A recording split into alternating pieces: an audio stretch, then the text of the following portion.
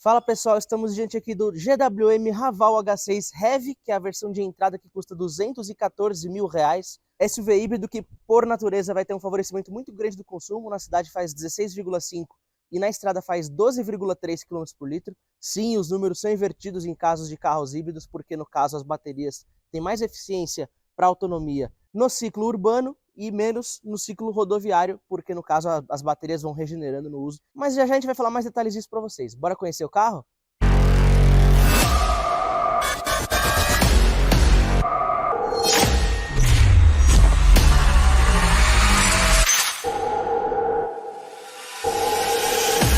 Começando aqui pela dianteira do GWM Raval H6, GWM no caso é Great Wall Motors, só que a marca aqui no Brasil ela quer vender com esse logo GWM por ser mais amigável de repente aos brasileiros, mas enfim, a gente vai começar aqui falando dos detalhes de como esse carro ele fica bem diferenciado em relação a outros modelos, a começar aqui primeiro pela grade dianteira, que tem vários elementos tridimensionais com superfícies aqui cromadas e também tem molduras aqui na parte interna de black piano, ajuda bastante a reforçar não só essa questão futurista que a marca quer trazer para os carros, como também a questão da modernidade, né, na questão do requinte. Então a gente nota isso muito presente. Temos mais linhas aqui fazendo rasgos nas laterais. Temos aqui os faróis de LED com esses projetores mais quadrados, dão essa sensação maior, inclusive, de tamanho para o carro. E aqui na parte de baixo a gente vê sensores, vemos aqui essa luz de presença que também faz função de farol de milha, mais molduras de black piano aqui na parte de baixo dos para-choques, e mais elementos tridimensionais nessa bipartição da grade na parte aqui inferior. Então a gente tem vários elementos aqui presentes para poder destrinchar para vocês. No mais, a gente vê muitas linhas também de recorte nos capôs. No caso, dá uma sensação bem grande de velocidade. É um capô bem grande, como vocês podem ver. A área aqui se estende demais. E a gente aqui, começando a falar aqui das partes laterais, a gente vê a presença da roda totalmente escurecida. No caso, é uma roda de 19 polegadas. E o que é bem interessante é que, como o carro é bem grande, no caso, mesmo a roda sendo também grande, de 19 polegadas, ele acaba ficando até um conjunto mais, vamos dizer assim, discreto, porque também é de black piano. A cor preta ajuda a fechar um pouco, né, essas dimensões totais, do caso, falando das rodas aqui. E quando vemos aqui para as laterais, a gente vê que os retrovisores têm repetidores aqui de setas, né? Ele também é bicolor, então a parte de baixo é de black piano, fazendo aqui uma combinação interessante com esse friso aqui na parte lateral, na parte de cima. Ele tem uma linha de cintura que se estende até lá atrás, ajuda bastante nessa sensação de comprimento de carroceria. E a gente tem uma soleira bem discreta também de black piano na parte de baixo. E aqui o visual lateral ele fica bem parecido assim com, de repente, aqueles carros alemães. A marca, no caso, ela aposta um pouco mais nessa parte sóbria de elementos visuais, como Audi, BMW, Volkswagen, Mercedes e por aí vai. Já na parte de cima vemos presença de rack de teto, no caso ele também tem a tonalidade de black piano, tem antena estilo barbatana de tubarão, é um elemento bem mais esportivo, e apesar do carro ter teto solar, daqui de fora a gente não consegue ver tão facilmente, talvez só pessoas um pouco mais altas, mas lá dentro a gente vai mostrar melhor para vocês. E aqui a gente já começa a vir para a parte de trás e vemos que ela tem uma grande interligação de LED entre as lanternas, passando aqui pelo centro da tampa traseira, o logo bem grande aqui escrito Raval.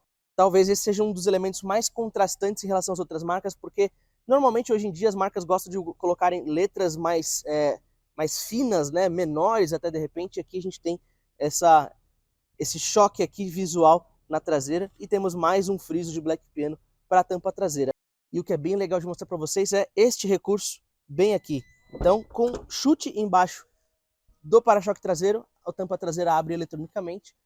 O recurso também pode ser usado para fechar, então daqui a pouco a gente vai mostrar para vocês que chutando de novo ele fecha. E aqui a gente já pode mostrar melhor a capacidade para as malas, então a gente tem uma profundidade bem interessante, 2 porta-objetos aqui nas laterais, é um assoalho bem plano. E para fechar, mais uma vez, a gente só pode botar um chutezinho debaixo do para-choque e ele faz essa função. É interessante quando você, por exemplo, está cheio de objetos na mão, não consegue apertar nenhum botão, não consegue puxar nada, então você só dá aquele chutinho e ele abre tranquilamente. E agora chegamos aqui ao interior para mostrar mais detalhes para vocês do que a gente nota aqui se repetindo em relação ao lado externo, né? A gente nota que ele aposta muito nas cores mais escuras, então aquela sensação que a gente teve lá fora de requinte, de sobriedade aqui dentro, isso está bem preservado.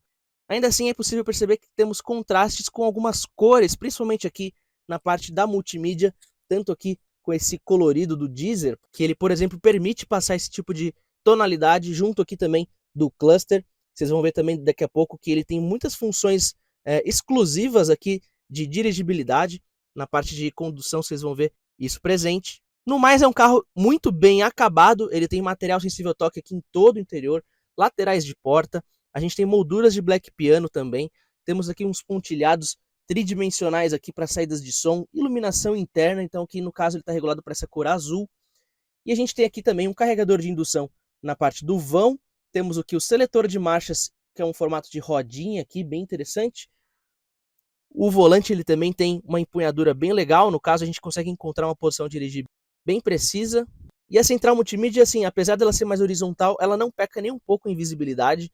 A gente até pode encontrar, inclusive entre chineses aí, alguns modelos maiores, assim, mais quadrados, mas aqui a gente ainda consegue uma usabilidade bem interessante.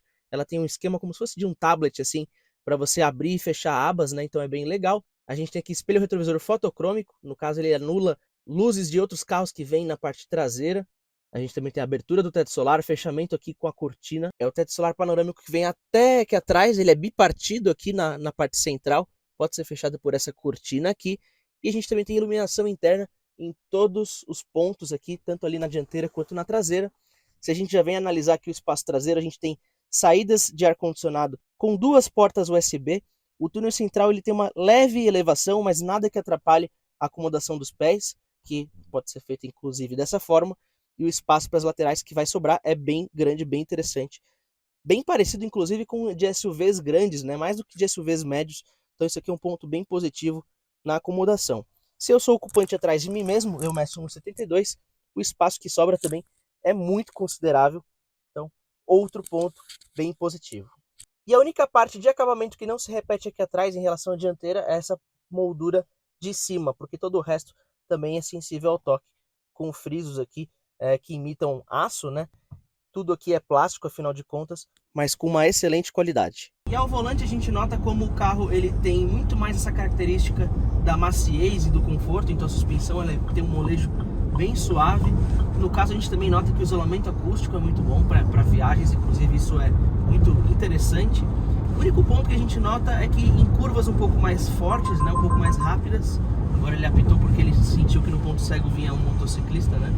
Apesar de eu não estar invadindo o espaço aqui do corredor, então ele tem uma sensibilidade muito grande, isso é um ponto interessante de falar, para esses posicionamentos aqui de outros carros e em relação ao nosso, né? E o que eu ia dizendo é que ele, em curvas mais ousadas, por ele ter mais molejo, ele não tem muita firmeza. Então o carro ele tende a querer rolar, né, a torcer a carroceria um pouco mais. De repente teria sido interessante a marca encontrar um pouco mais esse meio termo entre firmeza e conforto, que a gente nota inclusive na versão PHEV, que é a versão acima dessa, que inclusive tem mais potência. Aí sim, eu acho que o conjunto é melhor casado para as duas propostas distintas aí de direção. De todo modo, o carro ele nem um pouco ele perde a previsibilidade ao dirigir, né? A posição aqui ao dirigir, a ergonomia é muito interessante.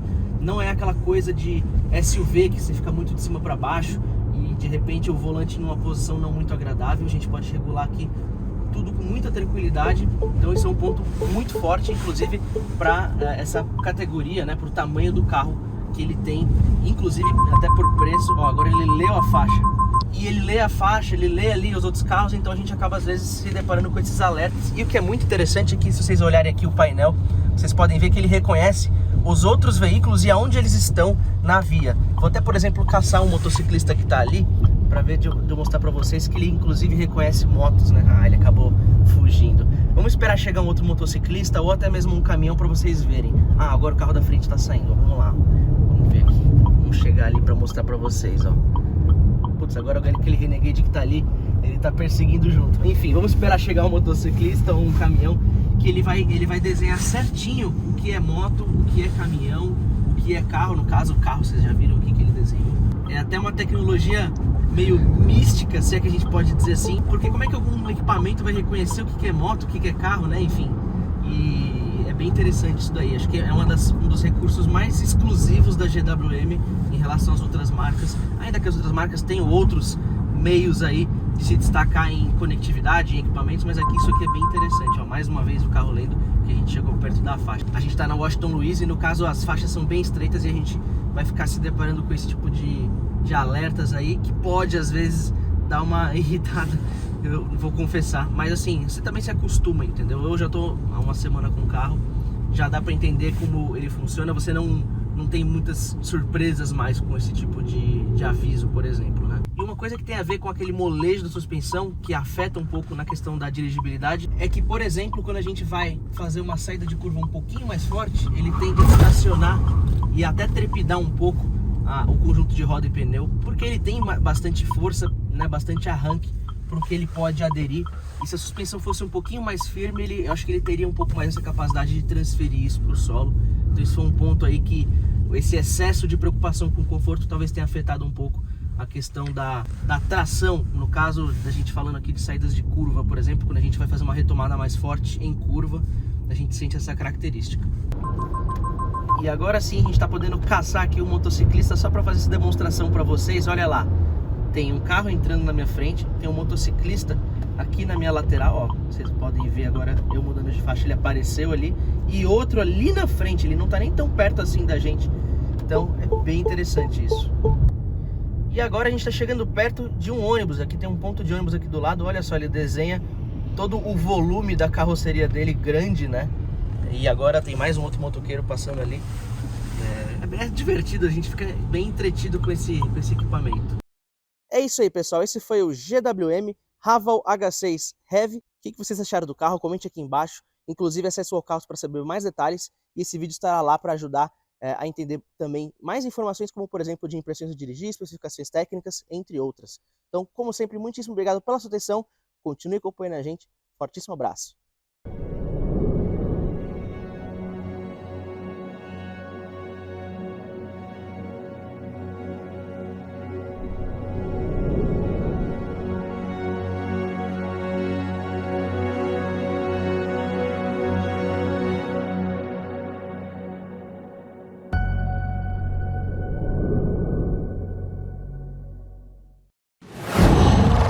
Wow.